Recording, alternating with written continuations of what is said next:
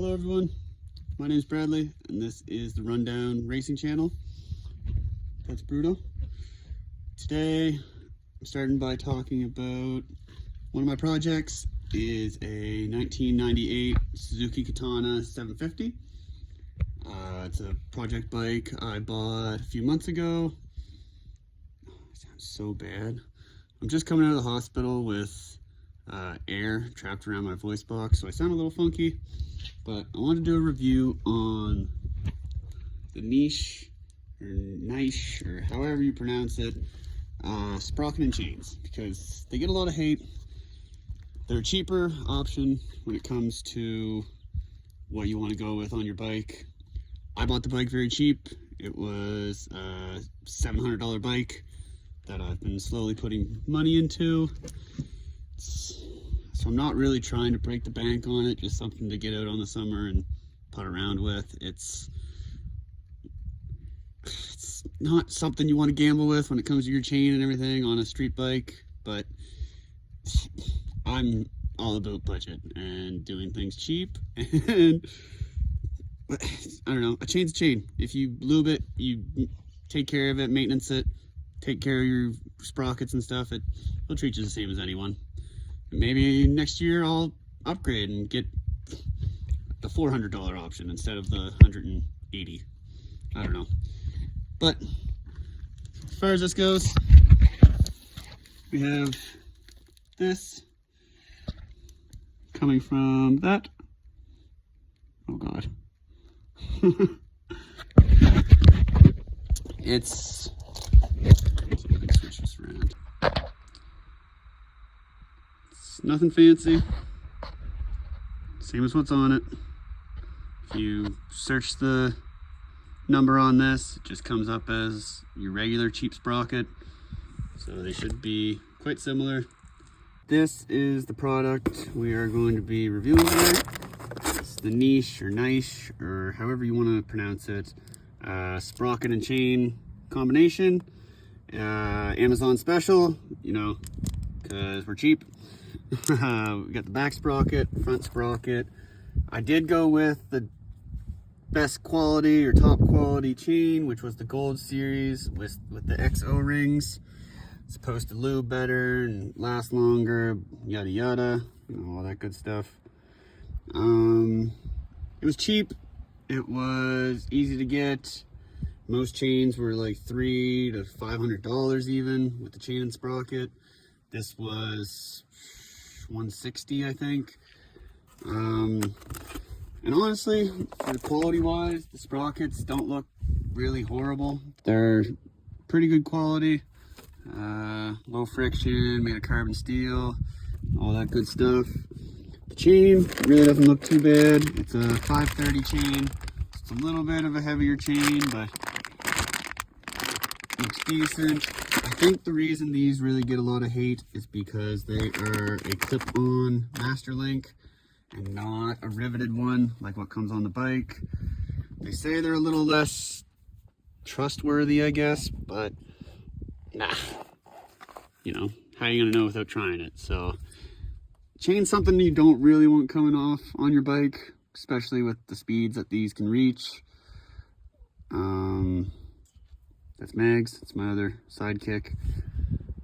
But, you know, I don't really see a lot of reviews on YouTube or the internet about these, and if they are, they're 10 plus years old, and, you know, products can get better over the years. A lot of people hate them, and, well, how are you gonna know if you don't try, right?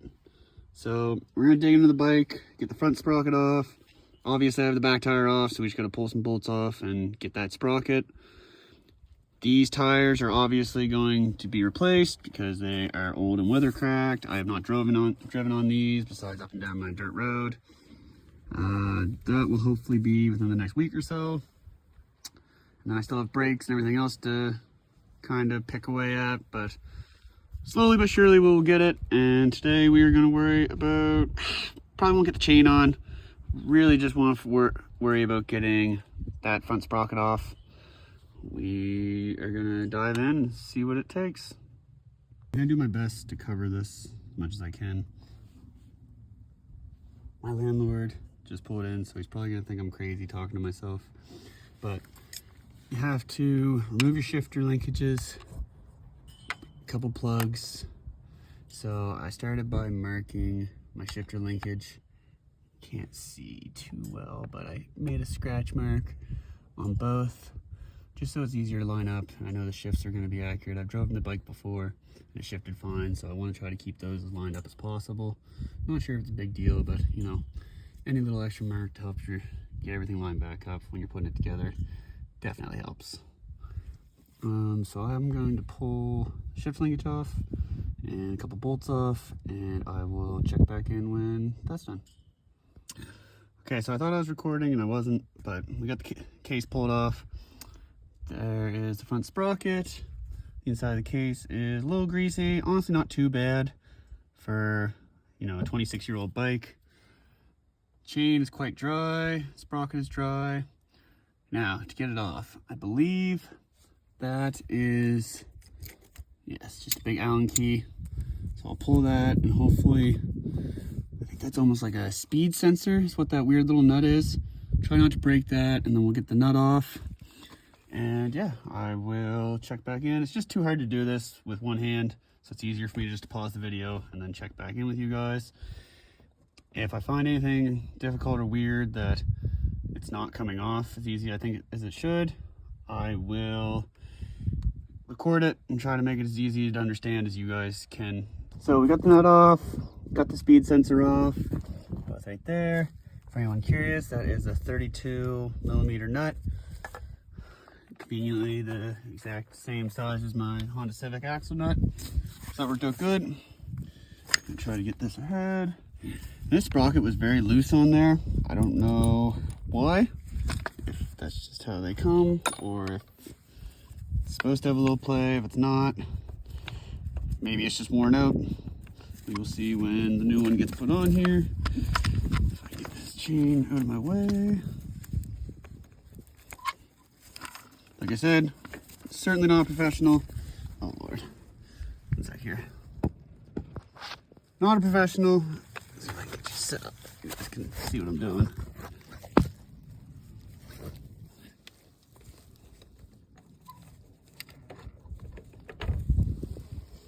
There is your old sprocket. We'll open up the new one, get a nice side by side. As you can tell, pretty much the same. Different numbers on them because different brands, but so I'll open up this guy.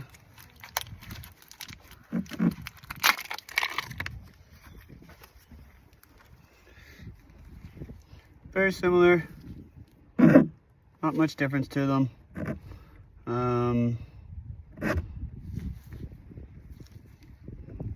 Yeah, I'm gonna slap the new guy on and go from there.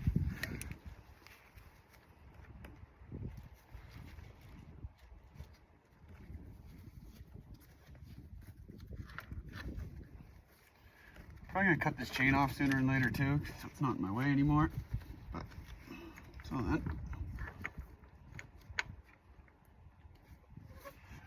Sprocket. Make sure you have all your washers and everything in the same order.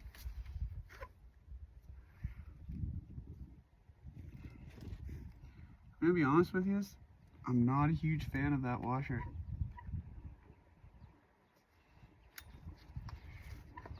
You want, if I can show you this here. You want this washer to sit flush against that, and it takes up the room on the rest of the cog to let your nut tighten it. But there's quite a bit of play there. You should have a little bit of play in there. It doesn't have, it shouldn't be rock solid tight, but I'm gonna put that nut on and see how it feels. I'm not really sure how I feel about that. I might get another washer just to give it a little bit more snug, but to be continued. It is on. Got it quite dirty because the old chain's pretty nasty, but way better fit. That one actually had a bit of wobble to it when I was getting ready to take it off, and I was worried it was because of that. Sorry, black flies are really bad right now. That washer wasn't really sitting flush, but gave the sprocket a couple ugga-duggas, and it actually tightened it up very nicely. No wiggle whatsoever. The other one was actually like rattling. So, very happy I did that. I can't take the old chain off right now because, one, I don't have the proper tool, and two, I'm just gonna cut it with the grinder. But I left my grinder's nut at my buddy's place when I was doing my rockers. So for now, we're just gonna kind of put this back together so stuff doesn't get all wet and nasty and get more gunky than, yeah, okay, well, I don't know if I can get more gunky than this, but yeah. Definitely gonna give this a good clean out before I ever put the new chain and stuff on it. But I'm running out of daylight, and yeah, that's it for tonight.